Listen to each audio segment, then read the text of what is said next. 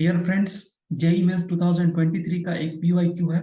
इस सवाल को हम लोग सॉल्व करते हैं। Let f x equal to 2x power 9 plus lambda where lambda belongs to real number and small n belongs to natural number.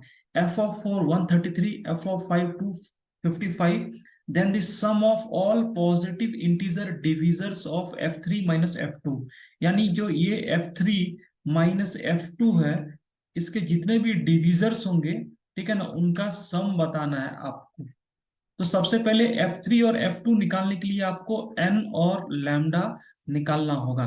तो सबसे पहले क्या करो, आपके पास में f ऑफ x दिया हुआ है 2x power n plus lambda, और f ऑफ 4 हमारे पास कितना हो जाएगा, 2 into 4 power n plus lambda equal to 133। इसको एक नंबर इक्वेशन दो। इसी तरह से अगर f ऑफ 5 हो तो I can write is equal to 2 into 5 power n plus lambda equal to 255। इसको सेकंड नंबर इक्वेशन। अब इन दोनों इक्वेशन को क्या करेंगे हम लोग, सब्ट्रैक्ट कर दो।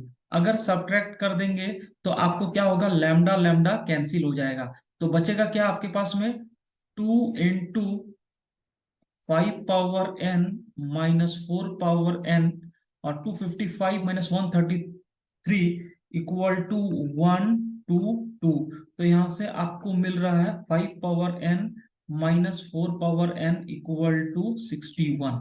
अब ध्यान से देखो, इसमें n का नेचुरल नंबर पुट करना है। स्टार्टिंग करो n इक्वल टू 1 पर, ये कितना हो जाएगा, पॉसिबल नहीं होगा क्योंकि 5 माइनस 4 61 के बराबर नहीं होगा।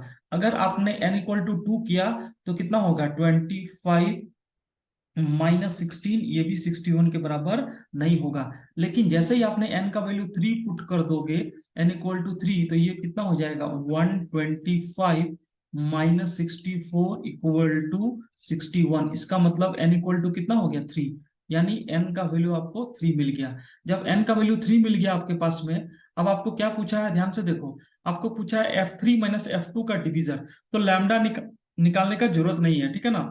अगर आपने F3 माइनस F2 करोगे, F3 माइनस F2, तो ये लैम्डा लैम्डा तो कैंसिल हो जाएगा।